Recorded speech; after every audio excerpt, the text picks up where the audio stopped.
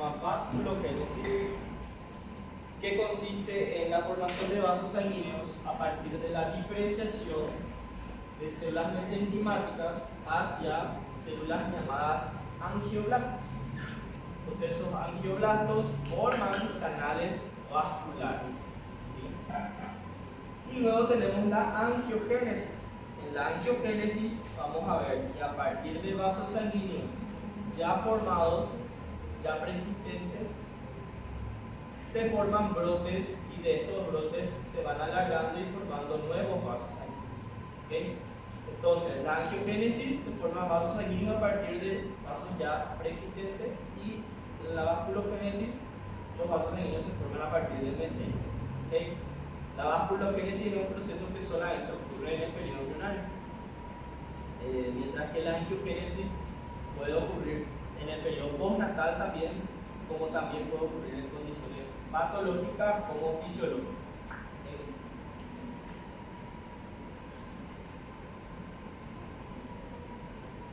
Bueno, entonces, nosotros vamos a dividir el desarrollo vascular en un sistema arterial y un sistema venoso.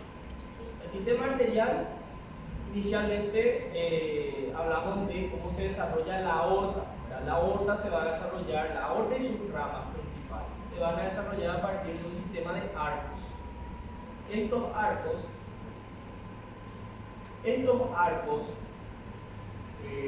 son arcos que se van a ir formando dentro de lo que es todo lo que son los arcos faríneos. Tenemos 1, 2, 3, 4, 5, 6 arcos faríneos. Entonces, cada arco faríngeo va a tener un arco aórtico, ¿sí? Primer arco, segundo arco, tercer arco, cuarto arco, quinto arco, sexto arco, ¿okay? ¿Qué pasa? El quinto arco, muchas veces, el quinto arco faríngeo, muchas veces no se forma, y si se forma, rápidamente desaparece, ¿okay? Lo mismo también el arco aórtico del quinto arco faríngeo. Entonces finalmente tenemos 5, pero se designan de 1, 2, 3, 4 y 6. ¿Okay? Entonces tenemos acá 1, 2, 3, 4 y finalmente el 6 que no está acá, sino está aquí representado. ¿Okay? 6 o sexto arco. Y estos arcos se comunican hacia la parte dorsal con dos grandes aortas que son llamadas aortas dorsales del lado derecho y del lado izquierdo. ¿Okay? Pues acá tenemos un pequeño esquema. Tenemos el corazón, ¿verdad? Su canal de salida, que es el saco aórtico, ¿verdad? Con una prolongación hacia el lado derecho y hacia el lado izquierdo.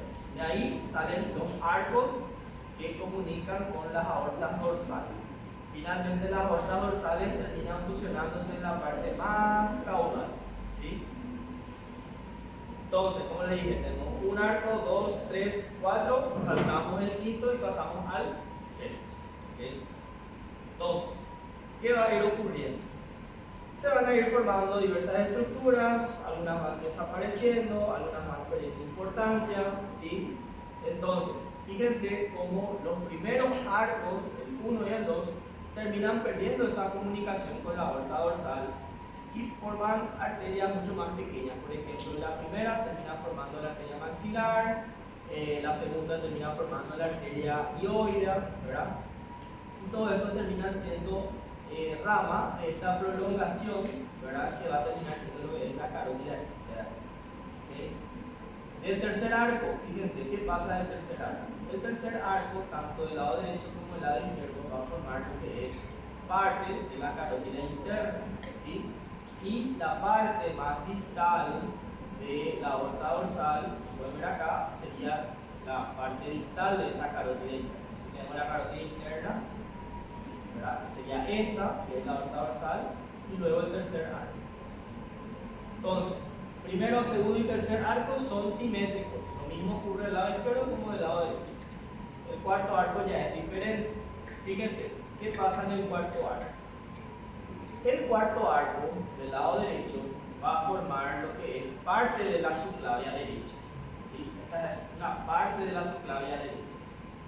La otra parte de la subclavia derecha va a ser parte de la aorta dorsal derecha. Y finalmente va a aparecer una nueva arteria que se va a llamar séptima intersegmentaria. esta que está acá. Entonces estas tres partes van a formar a la arteria subclavia del lado derecho. Ahora, ¿qué pasa con la subclavia del lado izquierdo? Fíjense, la subclavia del lado izquierdo se forma solamente por esta séptima intersegmentaria que se origina de la aorta dorsal del lado izquierdo. ¿Okay? Ahora, ¿qué pasa con el cuarto arco del lado izquierdo? El cuarto arco sería este.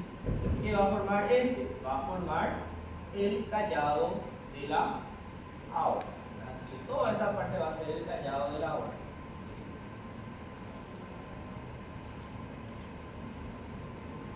¿Qué pasa con el sexto arco? Fíjense, el sexto arco rápidamente, desde su salida, se separa prácticamente de la aorta y le corresponde al tronco pulmonar. ¿Sí? Entonces, del tronco pulmonar se forma la comunicación con el sexto arco aórtico.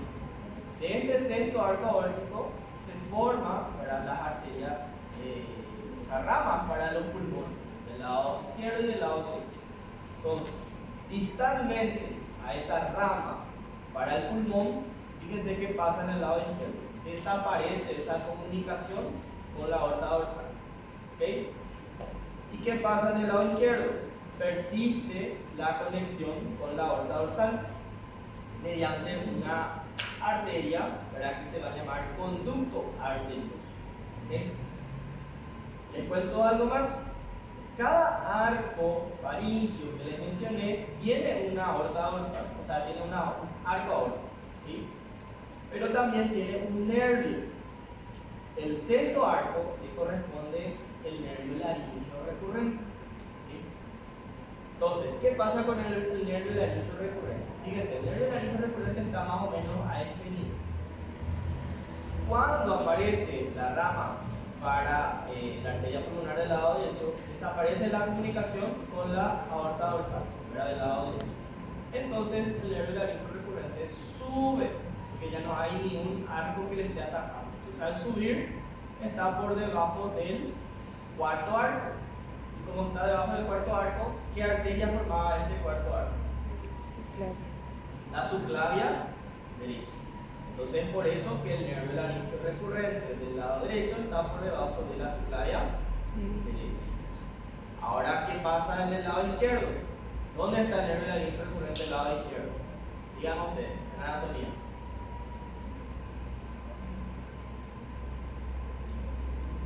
¿Dónde está? ¿Cómo? ¿Qué? No te entiendo. ¿Qué rama? No, estoy preguntando dónde está el nervio laríngeo recurrente. En el lado izquierdo. Si ya hablamos que el del lado derecho está por debajo de la subclavia, el lado izquierdo está por debajo de qué?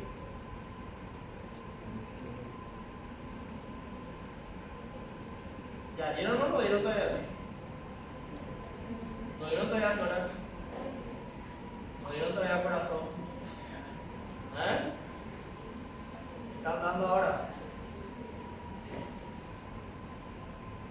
Fíjense que el nervio laríngeo recurrente está aquí, ¿verdad?, en el sexto arco.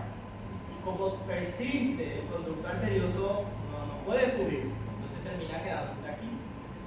Entonces va a estar debajo de esto. ¿Qué era esto? El callado de la aorta. ¿Y qué es lo que va a pasar con este conducto arterioso? Este conducto arterioso finalmente se va a cerrar y va a construir una estructura fibrosa, filamentosa, que es el ligamento arterioso. Entonces el ligamento arterioso le ataja al nervio laríngeo recurrente y por eso este está debajo del callado. Entonces por eso el nervio laríngeo recurrente del lado izquierdo tiene una posición más inferior que el del lado derecho. ¿Se entiende? Ya saben, ya esto ahora. Bueno, y luego nos queda, ¿verdad?, los troncos o las astas del saco aórtico. Fíjense que del lado derecho va a formar lo que es parte de la arteria brachiocefálica, ¿verdad? Y del lado izquierdo va a formar lo que es la aorta ascendente. Entonces esto tienen en su libro, ¿verdad?, que sería todo lo que les mencioné. ¿Qué estructura médula va a formar cada arco. Bueno, eso es con respecto al arco aórtico, ¿sí? Que podemos ver en este dibujo, está en relación a los arcos faríngicos. Luego tenemos las arterias ónfalo-mesentéricas, que van a estar relacionados, ¿verdad?, con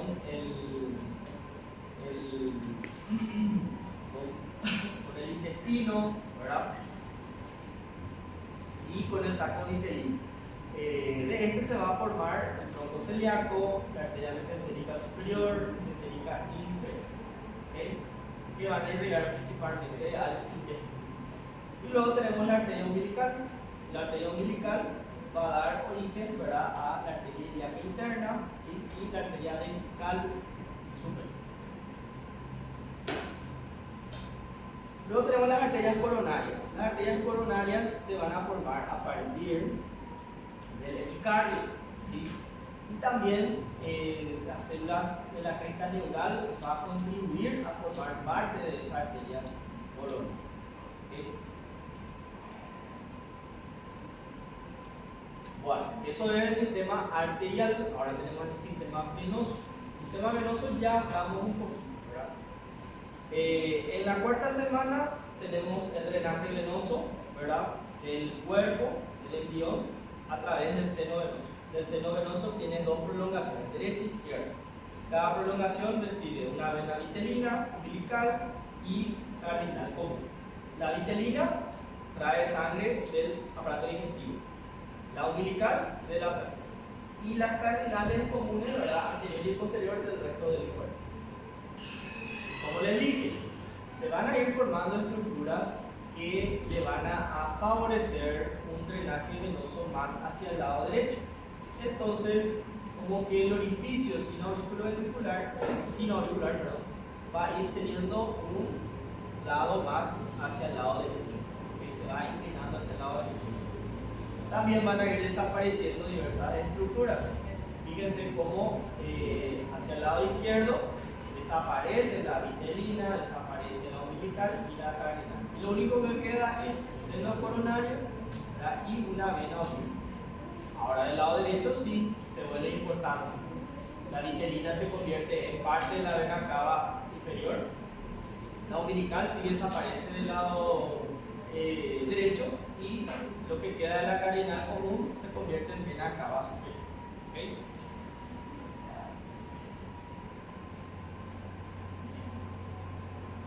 Entonces, esto es lo que vemos acá.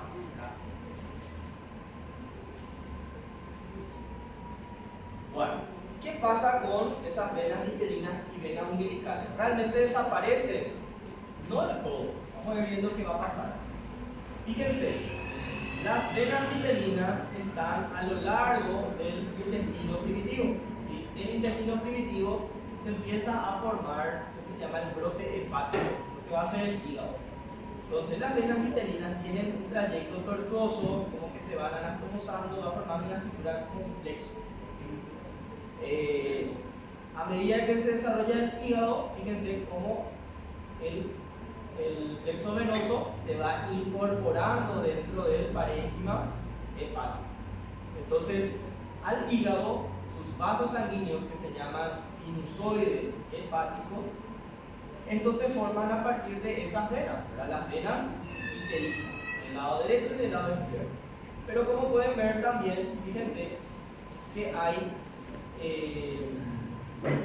que comparte también parte del drenaje de las venas umbilicales, del lado derecho y del lado izquierdo.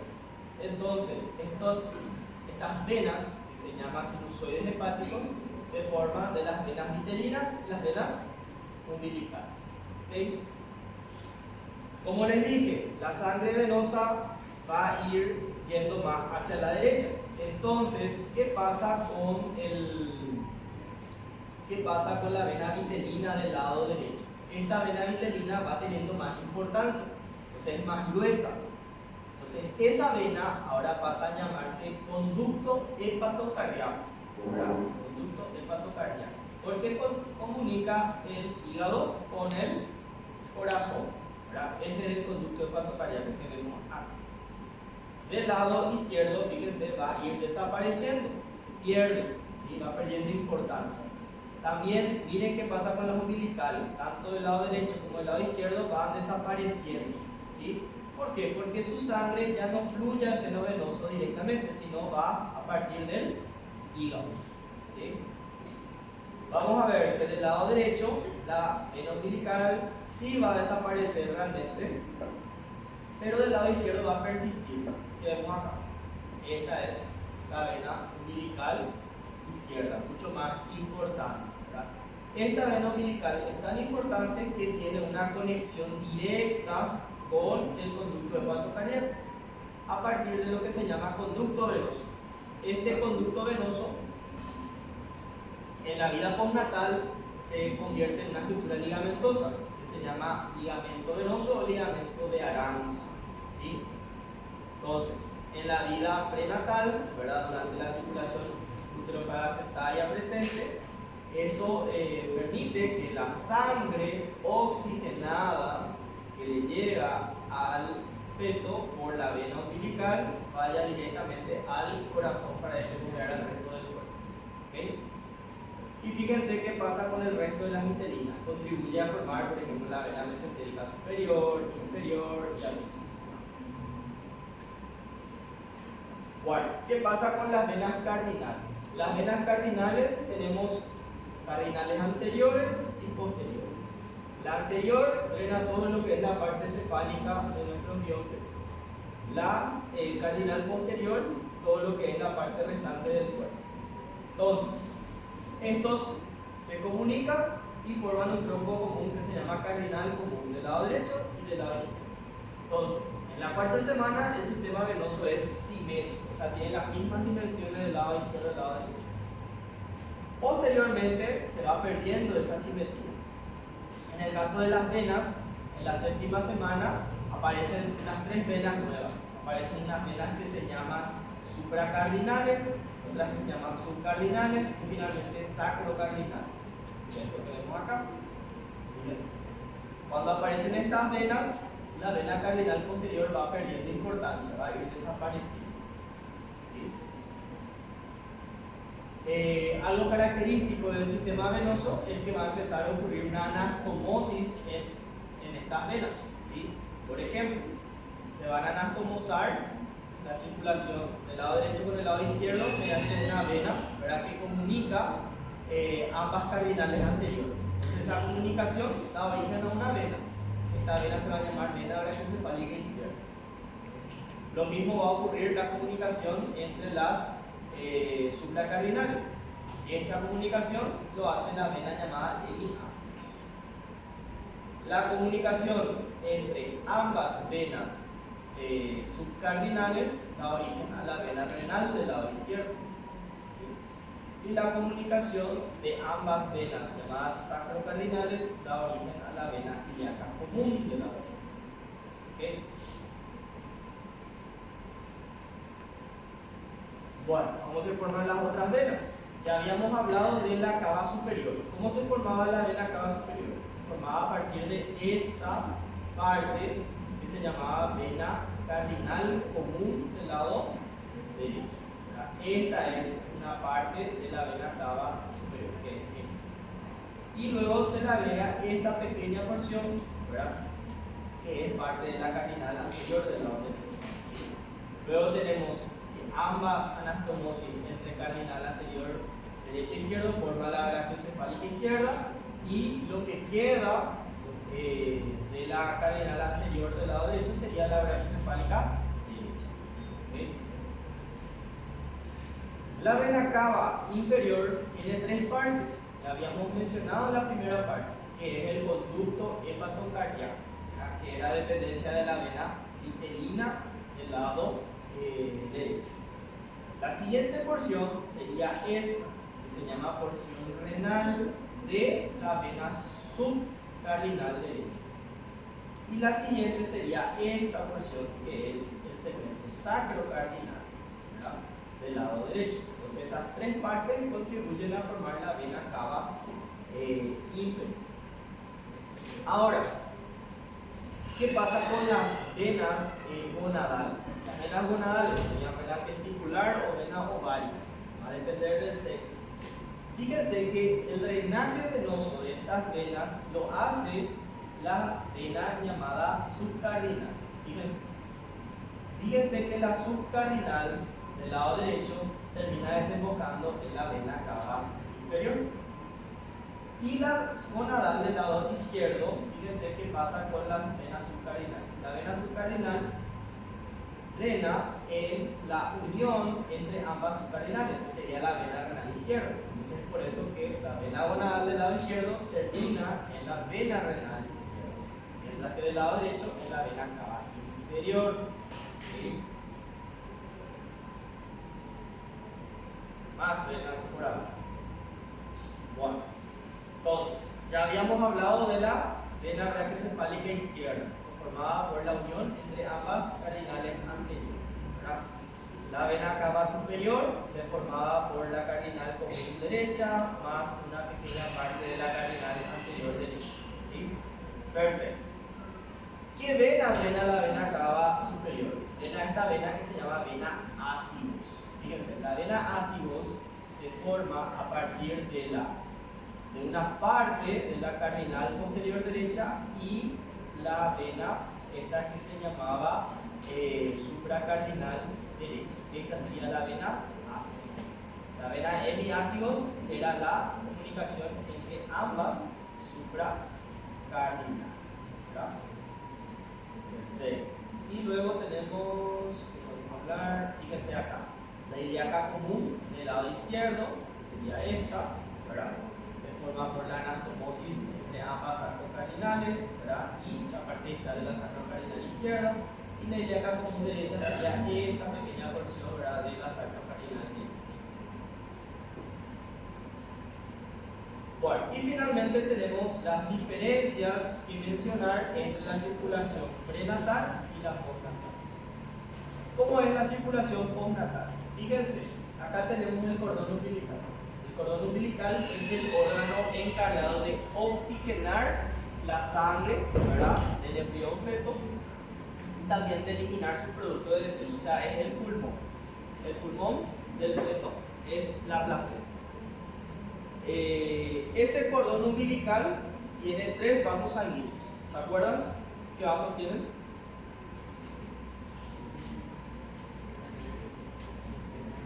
¿Cuántas arterias y cuántas venas tienen? Una vena y 2 arterias. Una arteria, 2 venas.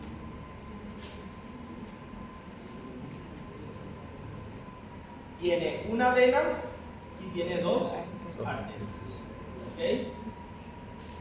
La sangre oxigenada de la placenta al feto lo lleva a la arteria o la vena.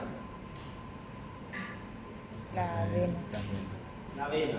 La vena lleva la sangre oxigenada, mientras que la arteria lleva sangre desoxigenada. Y esto está representado en este dibujo. Fíjense, el vaso único pintado de rojo es la vena, que lleva sangre oxigenada, mientras que las 2 arterias son estas, pintadas de azul, porque es desoxigenada.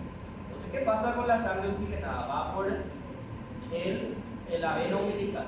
Y la vena umbilical, recuerden que va a irrigar, por ejemplo, al hígado, pero para no perder todo su oxígeno en el hígado, rápidamente se comunica con la vena cava inferior por ese conducto venoso que les mencioné. Pero ahí está la importancia del conducto venoso. Entonces ahí va la sangre que se mezcla, sangre oxigenada con sangre desoxigenada, que va al corazón, va a la aurícula derecha. De la aurícula derecha pasa al ventrículo derecho, pero también de la aurícula derecha pasa a la aurícula izquierda por medio del foramen oval. ¿Okay? Foramen oval. De la aurícula izquierda pasa al ventrículo izquierdo. Entonces, de ambos ventrículos, derecho y izquierdo, pasa al pulmón por la arteria pulmonar y a la aorta para el resto del cuerpo. Entonces, de esa manera la sangre se desoxigena y va otra vez a la placenta por las arterias umbilicales. ¿Okay? Entonces, eso es la circulación postnatal. ¿Qué pasa después del nacimiento? Después del nacimiento se corta la circulación uteroplacentaria. La sangre ya no llega al recién nacido, en este caso ya por la vena umbilical Y al inspirar, ¿verdad? El niño, eso genera, ¿verdad?, un aumento de la presión en la circulación pulmonar. Entonces se invierte las presiones, habiendo más presión en la cámara izquierda que en la derecha. Entonces la sangre va a querer fluir de la cámara izquierda a la cámara derecha. ¿Okay? Entonces el pulmón oxigena la sangre. Esa sangre oxigenada llega a la aurícula izquierda por las venas pulmonares. De ahí pasa al ventrículo izquierdo y del ventrículo izquierdo sale por la aorta al resto del cuerpo. ¿Verdad? ¿Qué pasa también con la sangre que está en la aurícula izquierda? Como aquí hay más presión, la sangre va a querer pasar hacia la aurícula derecha, pero no pasa. ¿Por qué? Porque aquí hay una válvula. ¿Sí? Hay una válvula. Entonces, al apretarse esa válvula sobre lo que es el septum secundum, ¿verdad? Finalmente la válvula septum secundum terminan adhiriéndose y de esa manera se completa el cierre del tabique auricular. Entonces, la circulación postnatal, ambas aurículas ya no se comunican. ¿Okay? Entonces, la sangre oxigenada es pasada a todo el cuerpo y luego la sangre desoxigenada va a la aurícula derecha, y de la aurícula derecha no puede pasar a la aurícula izquierda por la presión y va al ventrículo derecho, y del derecho pasa al cuerpo donde es oxigenada. Entonces esa es la circulación postnatal. ¿Okay? Y eso es